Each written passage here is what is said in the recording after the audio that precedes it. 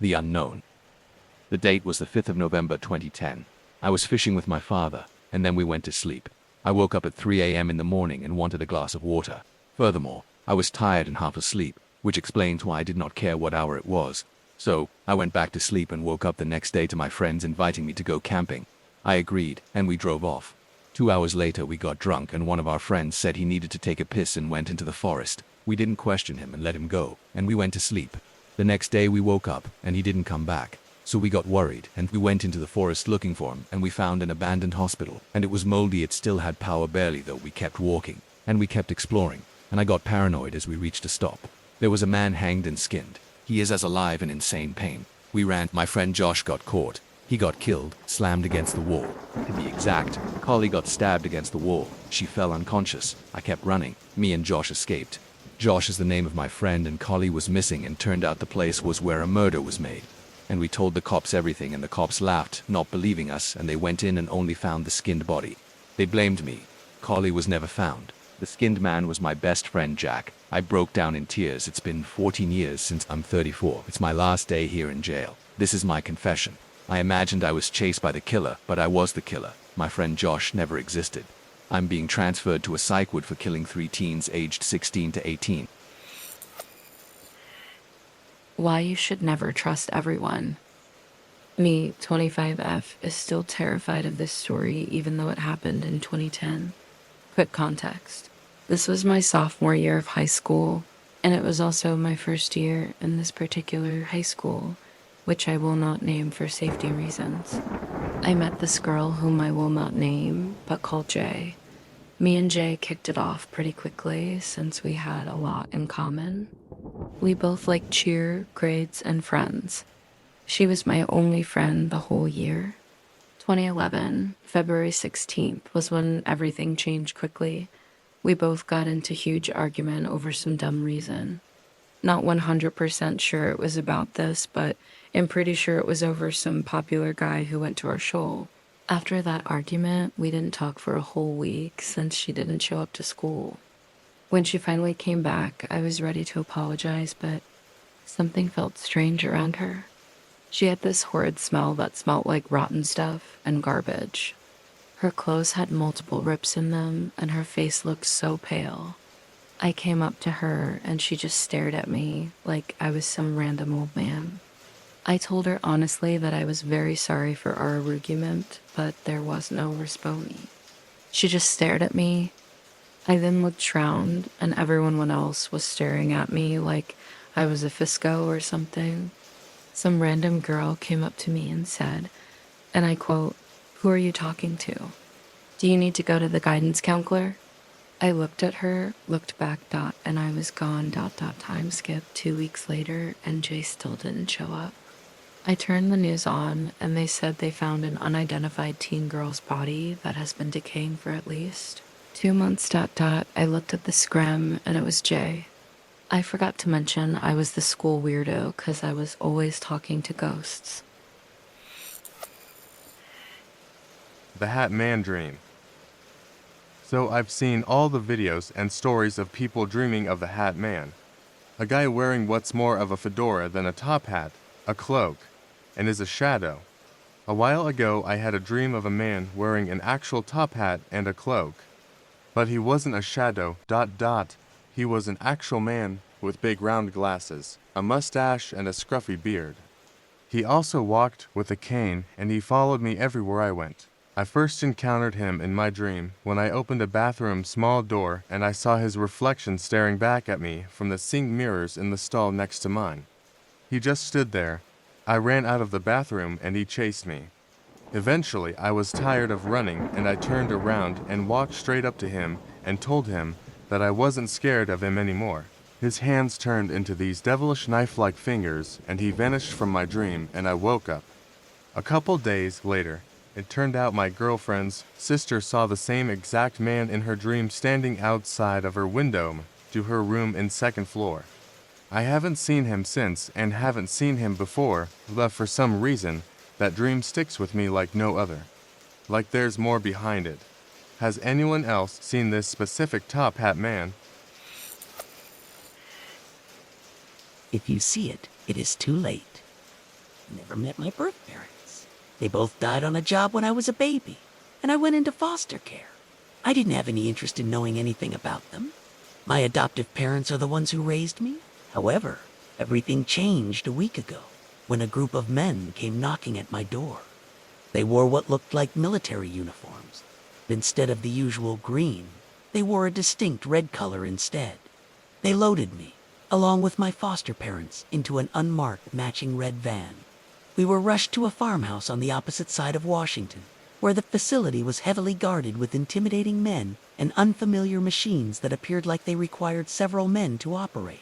Being an IT major, I had no knowledge nor interest in these things. I'm not a runner, fighter, or a strategist, so I couldn't fathom what they wanted from me. They relentlessly interrogated me for 3 days, bombarding me with questions, and then, when they concluded that I was blissfully unaware, intimidated me with frightening information. Dumbfounded, I soaked in every ounce of knowledge they offered me. The new knowledge I gained made me see my parents in a new, terrifying light. I couldn't help but feel more resentment, adding on to the existing resentment I harbored. My parents not only betrayed themselves, but me as well, and part of me feared that I would never be safe again. I couldn't help but feel manipulated. They were long gone, but their past still controlled my fate. I was eventually uprooted to a secondary protective facility, one in which I was not permitted to know the location of for my own safety, they assured me. Once settled, they supplied me with new electronics and destroyed my old ones.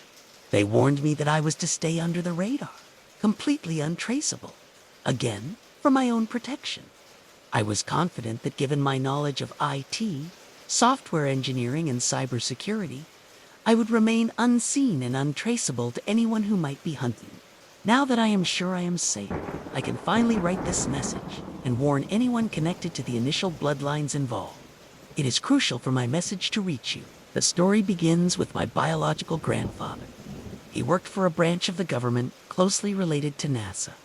Following the moon landing, there was a great deal of classified developments that the population was oblivious to.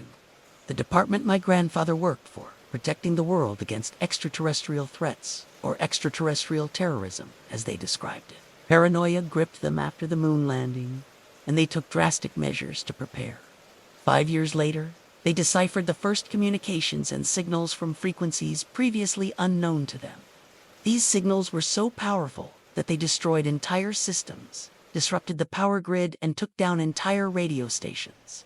This special branch of government discovered they could tap into these signals, which revealed that our galaxy has been under constant surveillance. This was ironically discovered by extraterrestrials working within this branch, tasked to monitor and prevent extraterrestrial terrorism on a much larger scale.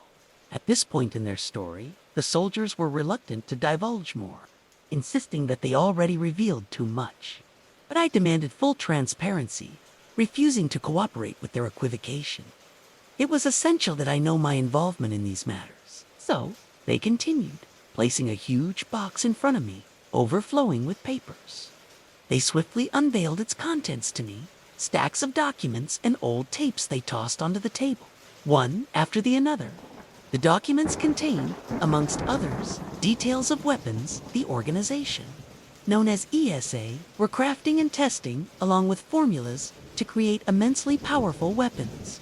They used advanced calculations to try and manufacture better equipment that could be sent up to space. They were doing this undisclosed to monitor and learn as much as they could. The ESA spent millions designing and building a spacecraft to contain their equipment if the situation ever called for it. It is still a work in progress. All of this is actively happening. The documents and footage stamped up until a week ago. I opened a document with a list of classified individuals who had this information. Presidents, EU members, a handful of the rich and powerful, who used this information to design and construct underground bunkers, granting that, if anything were to ever happen, they'd be prepared. These aren't a new concept, though. The extremely rich and powerful have been known to publicly sponsor new technological advancements. While some may think this gave them the upper hand, it eventually proved their foolishness. The following is what I saw in the most crucial videos. Video 1. Dated 1975. The video opens in an empty cell, appearing to be a reinforced holding chamber. First, The room is dark. Then the spotlights switch on, illuminating the center of the room. Now in the light, I could clearly make out what looked like a reinforced metal wall with chains protruding from it. The focus shifts to the back of the room, where a large door opens and something is dragged in a sheet, concealing its identity and tied down with thick chains. The video ends. Video 2. June 1975, I saw about 20. Armed men entered the room and start to unwrap the sheet from what they hauled in.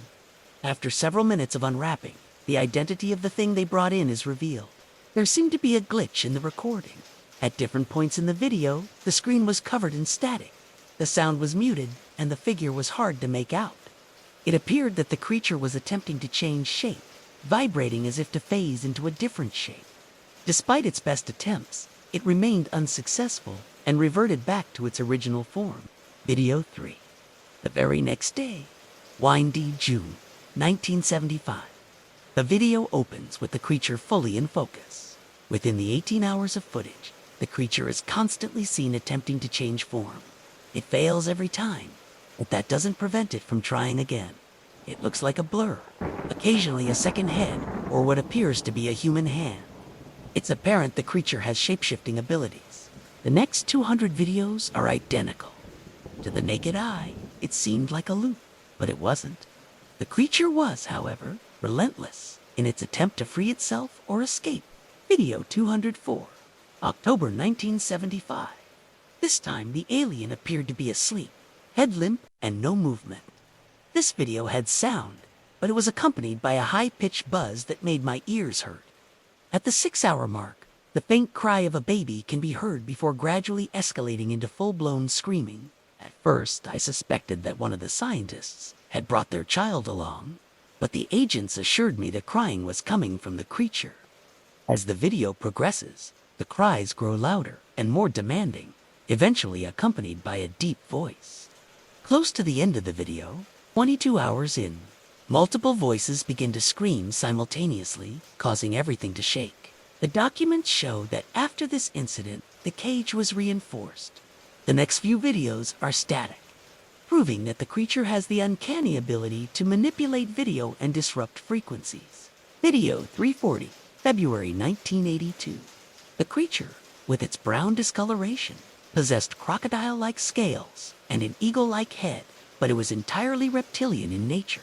It stood at a whopping 12 feet tall and was covered in an unknown slime-like substance. The chains were substantially thicker than they were years earlier, and the cage has been fortified. It looked like a different room altogether. The agents explained that the creature got loose and attacked 12 soldiers, absorbing them into itself instead of merely killing or eating them. The creature was taken to Nevada, close to the desert, where a strong, armored underground structure had been constructed, far from civilization. The facility has been equipped with high-level security precautions, which allowed sections of the building to be sealed off and rigged to explode, guaranteeing that, if necessary, the building would collapse in on itself, trapping the creature within its cage, underneath the rubble. The creature mirrored the image I conjured up in my head when I pictured the devil. Brown, scaly, a demonic voice. The eyes were its most terrifying feature, shaped like that of a reptilian, but blood red. I counted 4 horns on its head, and it bore a pair of nasty fangs. Its feet bore the resemblance of a dinosaur, but it lacked a tail. Once the creature was no longer phasing in and out, it settled on a more consistent appearance, one that was easier to recognize. Video 341, February 1982. This video marked the first appearance of my grandfather. He entered, along with 4 other men in lab coats, carrying a large syringe, approximately the size of my arm. He stuck it into the beast's heart, causing it to instantly fall into a deep sleep. He proceeded to connect various machines onto the slumbering creature, attaching electrodes to its head and chest, which were linked to a sizable computer or something that resembled a computer. The video cuts off after this, leaving us to guess what occurred next. Video 343, February 1982. The lights in the room were far brighter than before, and it once again lacked the presence of sound. The reason for this remained unknown. Within the room stood a table filled with an assortment of equipment that appeared to be severely damaged. The lights flickered at intervals, and the creature began to phase in and out once more. This made it difficult to distinguish its appearance amid the static moments and blurred movements. The scientists observed the creature a safe distance away. The scientists were relying on a certain frequency they discovered to keep the creature at bay. It seemed to produce positive results for the next few videos. The videos that followed held a similar pattern. The creature remained silent, wired to machines while people came in and out, taking notes or the occasional blood or slime sample. The creature remained composed, not once attempting to shift or escape again. According to the agent's records, everything proceeded as planned. My grandfather welcomed his first son, my father, in 1975. He subsequently resumed his project until his resignation in 2008, when he was 55. A year later, he had a fatal heart attack, my grandmother following suit. My father was 34. My father and his younger brother began working for ESA in 2004, when they were 28 and 24. New technological advancements introduced better cameras and electronic equipment for testing purposes. Since the technology became so advanced, their visits to the cage became as infrequent as once a week, or even less often. My father and his younger brother began working for ESA in 2004, when they were 28 and 24. New technological advancements introduced better cameras and electronic equipment for testing purposes. Since the technology became so advanced, their visits to the cage became as infrequent as once a week, or even less often. With new needles, enhanced equipment, and upgraded data collection, the project transferred to electronic records, ushering changes in the filing system. While we waited for my transportation, they shared more classified documents. According to the notes, the once wild and violent creature was now unrecognizably tame and responsive, even answering questions. It remained unclear whether they had intentionally provoked it or stumbled upon a means to subdue it. The circumstances surrounding my birth were strange. My dad impregnated a college classmate, and they made the mutual decision to put me up for adoption, since neither of them had the desire to raise a child. My mother was studying biology, and my father, a young genius physicist that found it hard to understand basic human interaction as it was. According to my foster parents, I was born in 2000. But the data I was presented proved I was born 2 years prior. This revelation had a more profound effect on me than anything else I'd seen. Regardless, I was immediately given up for adoption, and my existence was all but forgotten about. My adoptive parents moved to Iowa, and that's where I lived up until 2018 when I left for Harvard. I always wondered what my birth parents were like. My adoptive parents told me I was a genius and speculated that I inherited my brain from somewhere. It's an uncanny feeling. The knowledge that every aspect of my life was monitored, ... The videos documenting the creature continued for the next 6 years. It became routine, apart from the indistinct chatter from the observing scientists and other government employees. There were no other sounds, incidents, or noteworthy occurrences.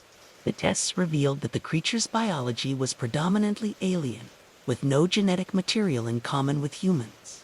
The scientists highlighted the alarming fact that the creature's DNA was ever-changing, resulting in frequent sample collection and analysis.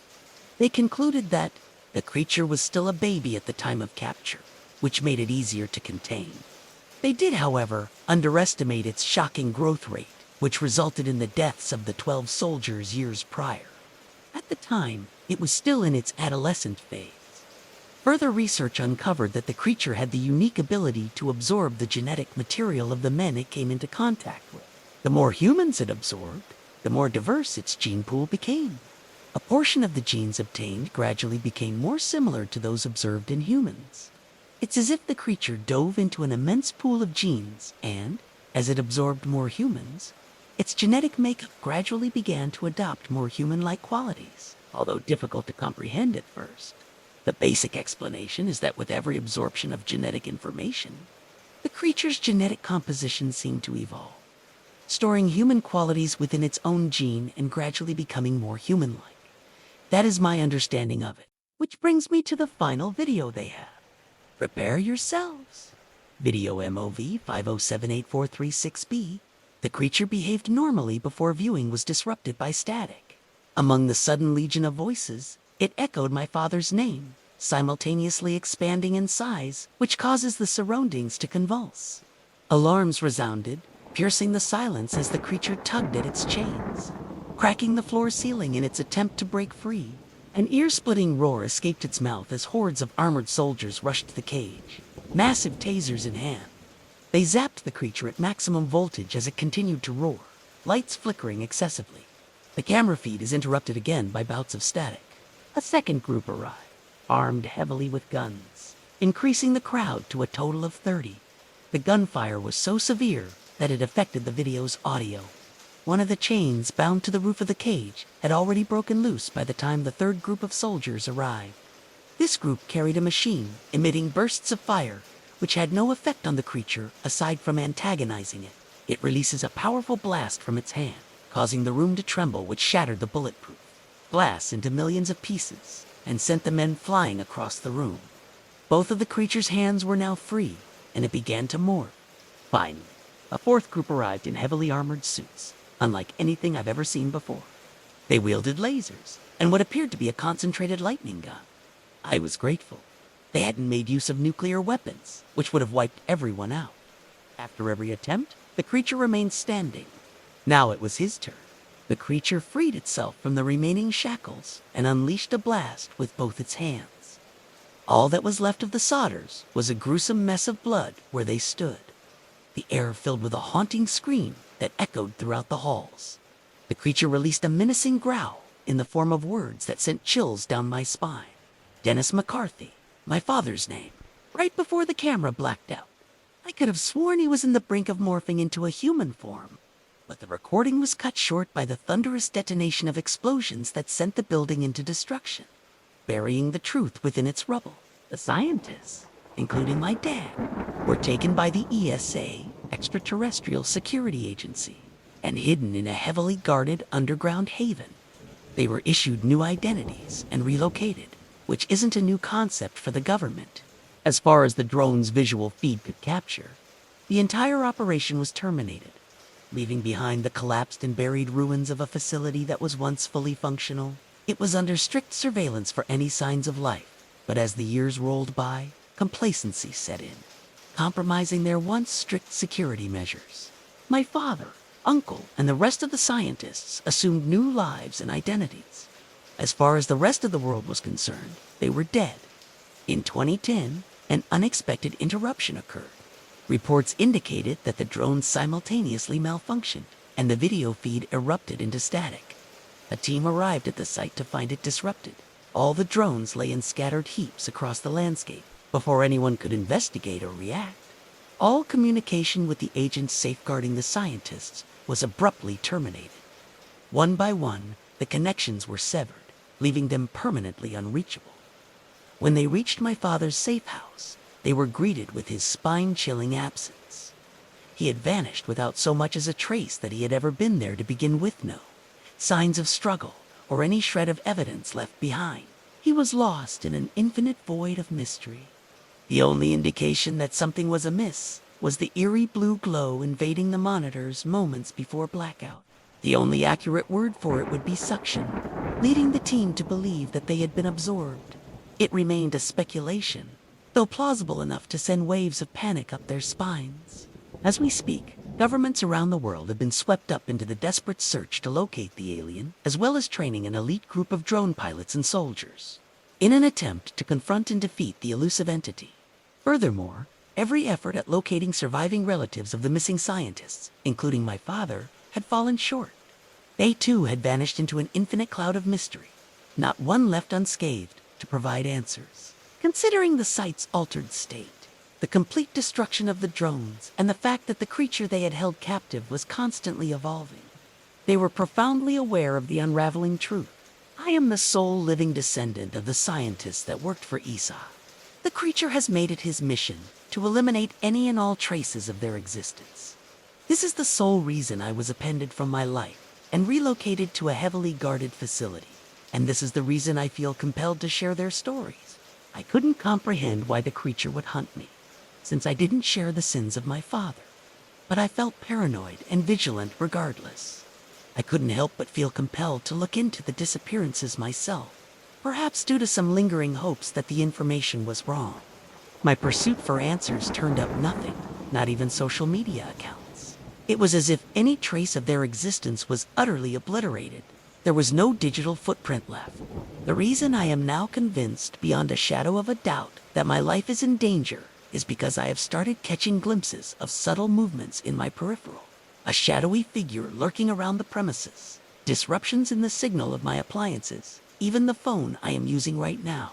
Call me foolish for even relying on the very technology that might lead to my demise. But I felt compelled to warn anyone else who might be a descendant of the team that worked for ESA, Project Corrosion. If you're aware, then heed my words and flee. If you are unaware, observe the news for any sudden or unexplained disappearances. And I regret to inform you, but if you come across the creature, then it's too late. Stay safe, my friend.